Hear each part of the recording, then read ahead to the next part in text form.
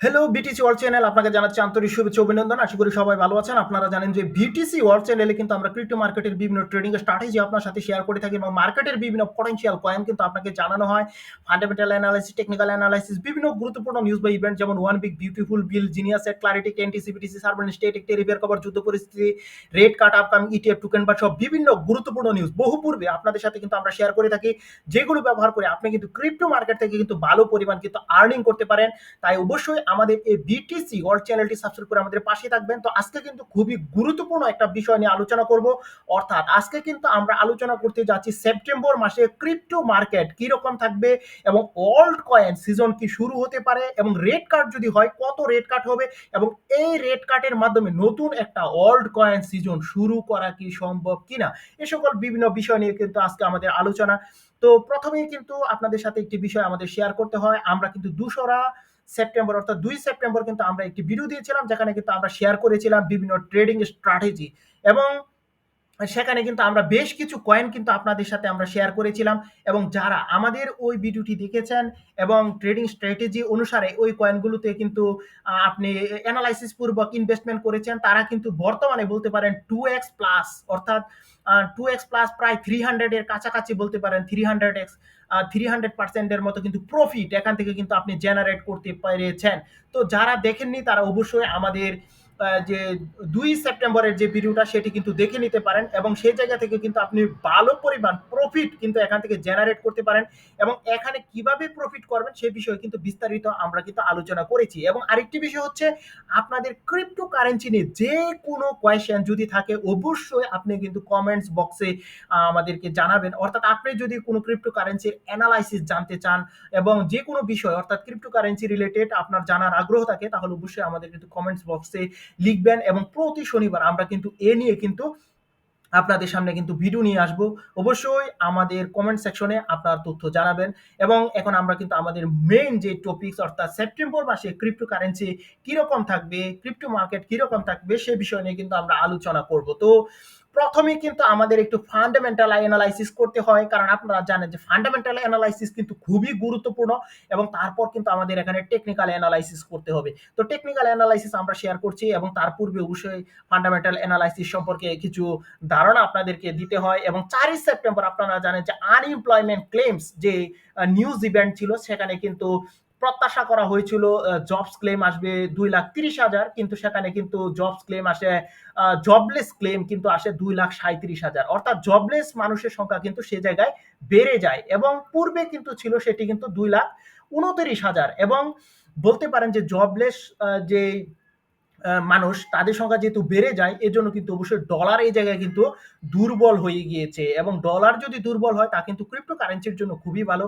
এবং এজন্য আমরা কিন্তু একটা ভালো একটা মোমেন্টাম কিন্তু গতকাল কিন্তু ক্রিপ্টো কারেন্সির মধ্যে আমরা দেখেছি এবং রেট কাট হওয়ার জন্য কিন্তু খুবই একটা ভালো একটা নিউজ বলতে পারেন এটি। এবং 5 সেপ্টেম্বর আমরা যে নন ফার্ম পেরোল যে রিপোর্টটা অর্থাৎ এনএফপি যে রিপোর্টটা প্রকাশিত হয়, সেখানে কিন্তু আমরা দেখেছি যে চাকরি হয়েছে মাত্র 22,000-এর। তো এখানে কিন্তু আশা করা হয়েছিল যে 75,000-এর চাকরি হবে। তো সেই জায়গায় যদি 22,000-এর চাকরি হয়, সো বুঝতেই পারছেন খুব বড় ধরনের কিন্তু একটা ব্যাড নিউজ বলতে পারেন যে ইউএস ইকোনমির জন্য। এবং এর জন্য কিন্তু ডলার অবশ্যই এখানে কিন্তু দুর্বল হয়ে যাবে এবং এর জন্য কিন্তু অবশ্যই ক্রিপ্টো কারেন্সি এবং বিশেষ করে গোল্ড কিন্তু সেই জায়গায় ভালো পারফরমেন্স করবে। এখন আপনার মনে কোয়েশ্চেন আসতে পারে যে জবলেস হলে কেন ইকোনমি দুর্বল হয়ে যাবে। তো এই জায়গায় হচ্ছে অবশ্যই ফেডারেল রিজার্ভ সিস্টেম কিন্তু সেই জায়গায় অবশ্যই রেট কাট করবে, যাতে কিন্তু মানুষ ঋণ নিতে পারে এবং যদি ঋণ নেয় তাহলে কিন্তু অবশ্যই তারা নতুন লোক নিয়োগ করবে এবং নতুন লোক যদি নিয়োগ করে তাহলে কিন্তু অবশ্যই চাকরির অপরচুনিটি বেড়ে যাবে। আশা করি আপনি বিষয়টা বুঝতে পারছেন।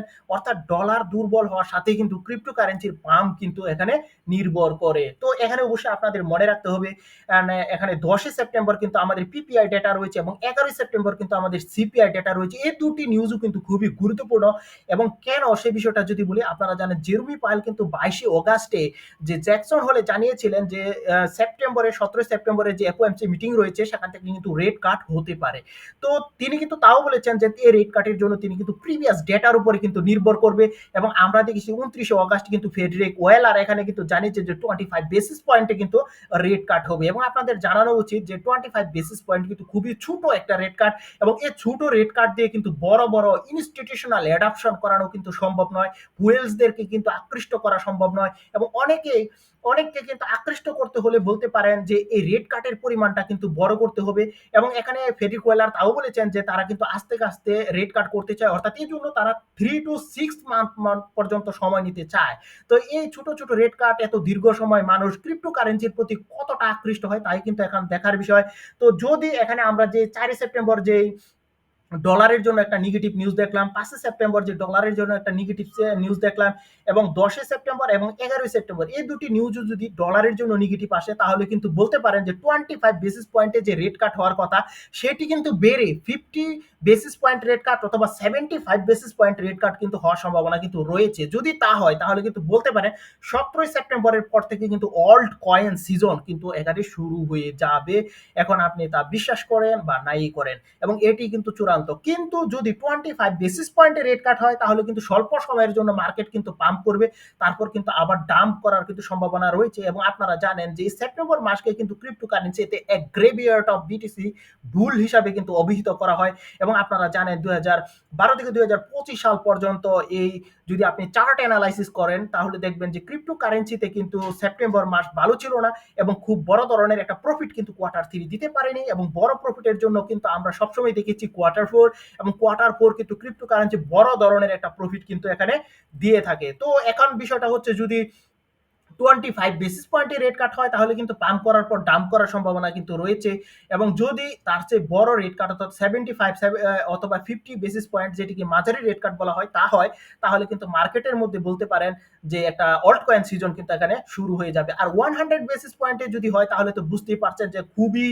বিগেস্ট একটা অল্ট কয়েন সিজন কিন্তু শুরু হবে। এবং আরেকটা পজিটিভ নিউজ হচ্ছে আপনাদের এখানে জানাতে হচ্ছে তা হচ্ছে আর আমরা কিন্তু ইটিএফ যেটি যে এটির মধ্যে কিন্তু যদিও এখানে আমরা বিশেষ করে ইথেরিয়াম এবং বিটিসির যে ইটিএফ রয়েছে সেখান থেকে কিন্তু মানুষ আউটফ্লো হতে দেখেছি কিন্তু বিভিন্ন হুইলস কিন্তু সেখানে পারচেসও করেছে। যেমন আজকের খবর যদি বলে আজকে কিন্তু $447 মিলিয়ন কিন্তু ইথেরিয়াম থেকে কিন্তু আউটফ্লো হয়েছে এবং বিটকয়েন থেকে $160 মিলিয়ন কিন্তু এখান থেকে আউটফ্লো হয়েছে এবং এখানে ইথেরিয়াম থেকে বিশেষ করে $952 মিলিয়ন কিন্তু এখান থেকে আউটফ্লো হয়েছে, যা বলতে পারেন যে একটি নেগেটিভ নিউজ। এবং এখানে পজিটিভ নিউজ হচ্ছে বিভিন্ন অল্টস কয়েন বিভিন্ন এখানে হুয়েলস কিন্তু এখানে বড় ধরনের বাইং কার্যক্রমও কিন্তু করে যাচ্ছে। সো বুঝতে পারছেন এবং এই জিনিসটাকে কিন্তু ক্রিপ্টো কোয়ান্ট এখানে কিন্তু অ্যাকুমুলেশন জোন এবং বাইং অপরচুনিটি হিসাবে কিন্তু এটি আখ্যায়িত করেছেন। সো বুঝতে পারছেন মার্কেটের জন্য অবশ্যই ভালো একটা মুহূর্ত কিন্তু আমাদের আসতে যাচ্ছে এবং এর জন্য কিন্তু অনেকে কিন্তু এখানে বাইং চালু করেছে। তো এখন আশা করি আপনারা ফান্ডামেন্টাল অ্যানালাইসিস সম্পর্কে একটি ধারণা অর্জন করেছেন।